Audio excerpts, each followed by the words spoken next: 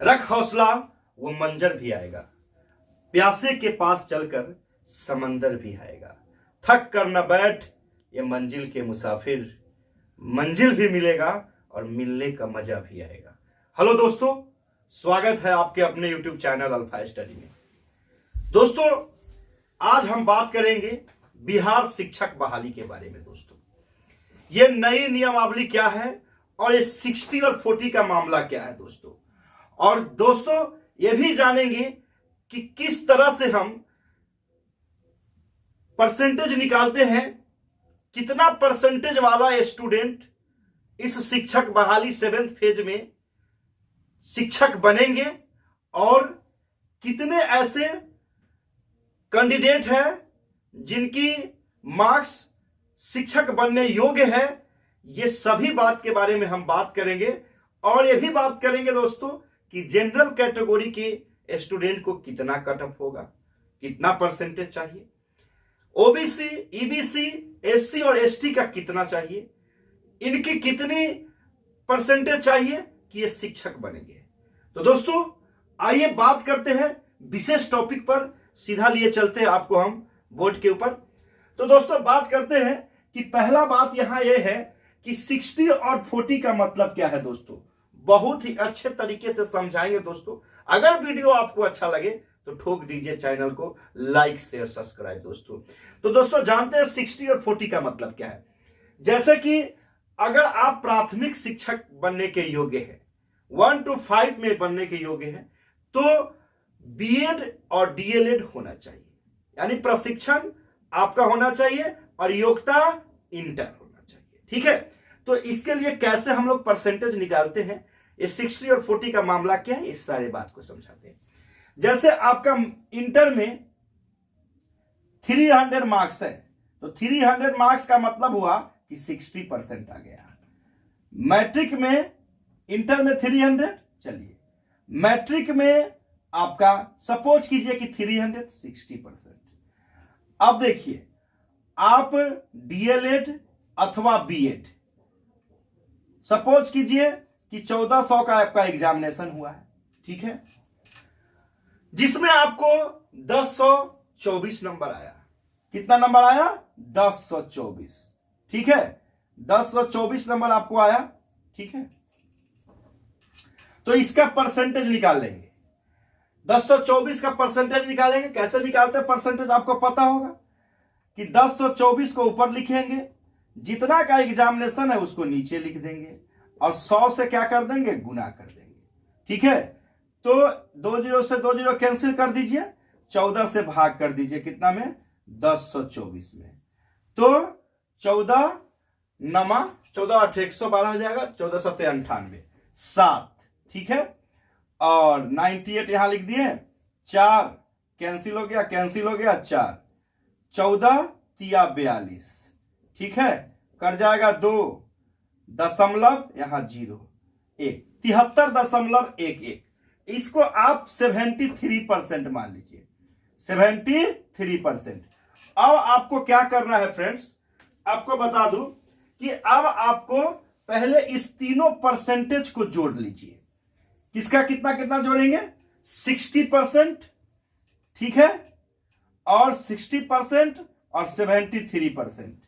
3 6 6 12 7 19, 193 हुआ। अब इसमें 3 से भाग करिएगा तो कितना आया, 3 से भाग करेंगे 193 में, 3 से 193 में भाग करेंगे तो 3 छक 18। ठीक है, कट गया 1 3, 3 चौका 12, कट गया 1.0 3 तिहाई 9। ऐसे 3 तिहाई 9 मतलब इसको आप मान लीजिए 64.30। अब इसका आपको करना क्या होगा कि इसका 40% निकालना होगा। जितना परसेंटेज आया सबको जोड़ के 3 से भाग किए और फिर इसका 40% निकालिएगा, यानी 64.30, यानी 64.30 को गुने कितना, 40/100। ठीक है, दशमलव काटेंगे नीचे 2 0 आ जाएगा, 2 0 से 2 0 क्या हो जाएगा, कट जाएगा। अब इसको गुना कर दीजिए, 4 3 12 का 2 हाथ में 1, 4 चौका 16, 1 17 का 7 हाथ में 1 और 6 चौका 24, 1 25, 25.72 ये आपका आ गया। इसको यहां लिख दीजिए 25.72। ठीक है। अब आपको करना क्या है कि अब आप सी टेट में कितना मार्क्स लाए हैं। सी टेट में मान लीजिए किसी स्टूडेंट को 90 मार्क्स है, तो 90 नंबर है तो इसका परसेंटेज कितना हुआ, 90 बाई टोटल 150 का होता है और गुना में 100। ठीक है। 2 जीरो, 1 जीरो से 1 जीरो कट गया, 5 तिहाई 15 और 5 दूना 10, 3 से 30 तिहाई 90, ये हो गया 60%। अब 60 का 60% निकाल दीजिए, है ना। डबल जीरो से डबल जीरो क्या हो गया, कट गया, 36 से हो गया। अब इसमें 36 जोड़ दीजिए, 36.00, तो 2 7 दशमलव 6 5 11 के हाथ में 1 और 3 2 5 1 6, 61%। ये आपका पूरा मार्क्स निकला। 60 और 40 का मात्रा ये हुआ। ठीक है दोस्तों, अब हम बात करेंगे विशेष बात। 60 और 40 का मतलब समझ गए कि 60 होगा आपको सी टेट में जो मार्क्स आया है उसका 60, उसके परसेंटेज का 60। एक बार आपको हम समझा दें कि जितना आपका सी टेट का मार्क्स आया उसका परसेंटेज निकाल लीजिए, उसका 60% निकाल लीजिए। और जितना आपका एकेडमी का मार्क्स है, जैसे इंटर, मैट्रिक और डीएलएड, उसको आप निकाल लीजिए परसेंटेज को, तीनों को जोड़ के 3 से भाग कर उसका 40% निकाल लीजिए। यही 60 और 40 का मामला है दोस्तों। इसी तरह से 6 to 8 वाले में आपको देखना होगा, है ना। तो आइए दोस्तों, अब हम बात करेंगे कि जनरल का क्या होगा परसेंटेज। अगर आप जनरल कैटेगरी से बिलोंग कर रहे हैं, अगर आपका परसेंटेज 70% है, ठीक है, 69% है, ठीक है, 68% है, तो आप 100% शिक्षक बनेंगे। इस बात की एकदम गारंटी है। ठीक है। इतना परसेंटेज आपका आ रहा है क्योंकि मैक्सिमम 75% ऐसे स्टूडेंट है जिनका परसेंटेज 60 से 65 के बीच में है। ठीक है। अगर आप ओबीसी कैंडिडेट हैं तो आपका परसेंट होना चाहिए 66, 65, है ना, और 67 के बीच में होना चाहिए। ये परसेंटेज में अगर आपका आ रहा है तो आप 100% शिक्षक बनने योग्य हैं। दोस्तों ईबीसी कैंडिडेट के लिए तो 55%, ठीक है, 56%, 58%, यानी 55 से ऊपर होना चाहिए अगर आप ईबीसी कैंडिडेट है तो।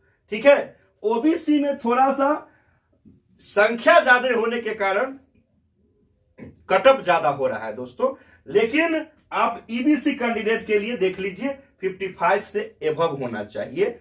उसके बाद एससी एसटी की बात कर ले तो ये 50 से ऊपर होना चाहिए, 52, है ना, 53, है ना, 55। इस तरह से अगर आपका है तो आप 100% शिक्षक बनने योग्य है। वैकेंसी कब आएगा दोस्तों, तो आपको बता दें कि अभी सरकार इस पर कोई विचार नहीं कर रहे हैं। आप लोगों को, हम लोगों को, सभी को एकजुट होना होगा और एक कंपेनियन चलाना होगा, प्रोटेस्ट करना होगा और सरकार से बहाल करने का मांग करना होगा दोस्तों। क्योंकि अगर हक नहीं मिलेगा दोस्तों तो उसको छीनना पड़ेगा। दोस्तों आपको बता दें कि आप देख रहे हैं अल्फा स्टडी, और ये स्टडी आपको सबसे सटीक और सबसे बेहतरीन आपको कटअप बताएगा, क्योंकि आप जुड़े हुए हैं अल्फा स्टडी से। अगर आपको वीडियो अच्छा लग रहा है तो चैनल को ठोक दीजिए लाइक शेयर सब्सक्राइब दोस्तों। आइए दोस्तों नेक्स्ट टॉपिक पर बात करते हैं और आगे बात करते हैं। कहता है दोस्तों कि सी टेट में कितने नंबर वाले शिक्षक बनेंगे। देखिए दोस्तों, महिला कोई भी हो, किसी भी कैटेगरी का हो, अगर उनका मार्क्स 82 आया है तो वह टीचर बनने योग्य है। महिला किसी भी कैटेगरी का हो, अगर उनका मार्क्स 82 आया है वह शिक्षक बनने योग्य है। आइए दोस्तों बात करते हैं। अगर आप जनरल में हो तो आपको 90 मार्क्स चाहिए, ठीक है, अगर आप ओबीसी या ईबीसी हैं तो आपको 82 मार्क्स चाहिए। अगर आप एससी या एसटी है तो 75 मार्क्स चाहिए। ये सिर्फ 75 मार्क्स आपको कहां अलाउ होगा? तो सिर्फ बिहार में। अगर आप बिहार से हैं, एससी और एसटी कैटेगरी के अंदर आते हैं, तो सरकार ऐसे कैंडिडेट को जिनका मार्क्स 75 है, अगर वो बिहार से है, अगर बिहार सरकार की वैकेंसी है टीचर, तो 7 नंबर का ग्रेस दिया है, जेंट्स या लेडीज किसी को भी। ठीक है, आइए दोस्तों अब बात कर लेते हैं कि अगला सीटेट कब आएगा। तो अगला सीटेट, ठीक है, दिसंबर में ही होगा, है ना, और दिसंबर 2023 में फिर से आपका एग्जाम होगा।